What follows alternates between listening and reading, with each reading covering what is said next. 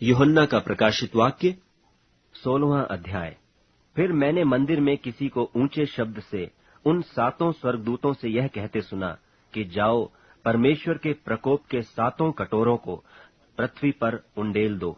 सो पहले ने जाकर अपना कटोरा पृथ्वी पर उंडेल दिया, और उन मनुष्यों के जिन पर पशु की छाप थी और जो उसकी मूरत की पूजा करते थे, एक प्रकार का बुरा और दुखदाई फोड़ा निकला। और दूसरे ने अपना कटोरा समुद्र पर उंडेल दिया, और वह मरे हुए का सा लोहू बन गया, और समुद्र में का हर एक जीवधारी मर गया। और तीसरे ने अपना कटोरा नदियों और पानी के सोतों पर उंडेल दिया, और वे लोहू बन गए। और मैंने पानी के स्वर्गदूत को यह कहते सुना कि हे पवित्र जो है और जो था, तू न्यायी है, और तूने यह न्याय किया, क्योंकि उन्होंने पवित्र लोगों और भविष्यद्वक्ताओं का लोहू बहाया था, और तूने उन्हें लोहू पिलाया, क्योंकि वे इसी योग्य हैं। फिर मैंने वेदी से यह शब्द सुना कि हाँ, हे सर्वशक्तिमान प्रभु परमेश्वर, तेरे निर्णय ठीक और सच्चे हैं।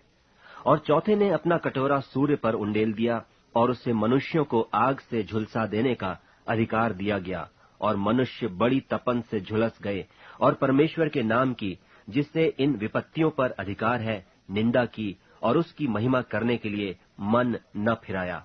और पांचवें ने अपना कटोरा उस पशु के सिंहासन पर उंडेल दिया, और उसके राज्य पर अंधेरा छा गया, और लोग पीड़ा के मारे अपनी अपनी जीभ चबाने लगे, और अपनी पीड़ाओं और फोड़ों के कारण स्वर्ग के परमेश्वर की निंदा की, और अपने अपने कामों से मन न फिराया। और छठवें ने अपना कटोरा बड़ी नदी फुरात पर उंडेल दिया, और उसका पानी सूख गया कि पूर्व दिशा के राजाओं के लिए मार्ग तैयार हो जाए। और मैंने उस अजगर के मुंह से और उस पशु के मुंह से और उस झूठे भविष्यद्वक्ता के मुंह से 3 अशुद्ध आत्माओं को मेंढकों के रूप में निकलते देखा। ये चिन्ह दिखाने वाली दुष्टात्मा हैं, जो सारे संसार के राजाओं के पास निकलकर इसलिए जाती हैं कि उन्हें सर्वशक्तिमान परमेश्वर के उस बड़े दिन की लड़ाई के लिए इकट्ठा करें। देख, मैं चोर की नाई आता हूँ।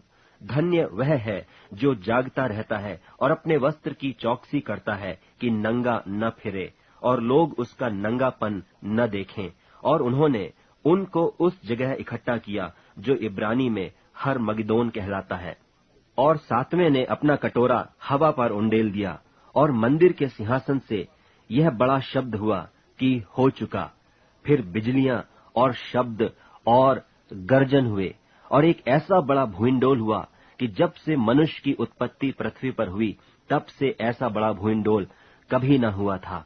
और उस बड़े नगर के 3 टुकड़े हो गए, और जाति जाति के नगर गिर पड़े। और बड़ा बाबुल का स्मरण परमेश्वर के यहाँ हुआ कि वह अपने क्रोध की जलजलाहट की मदिरा उसे पिलाए, और हर एक टापू अपनी जगह से टल गया, और पहाड़ों का पता न लगा।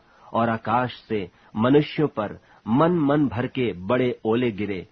और इसलिए कि यह विपत्ति बहुत ही भारी थी, लोगों ने ओलों की विपत्ति के कारण परमेश्वर की निंदा की।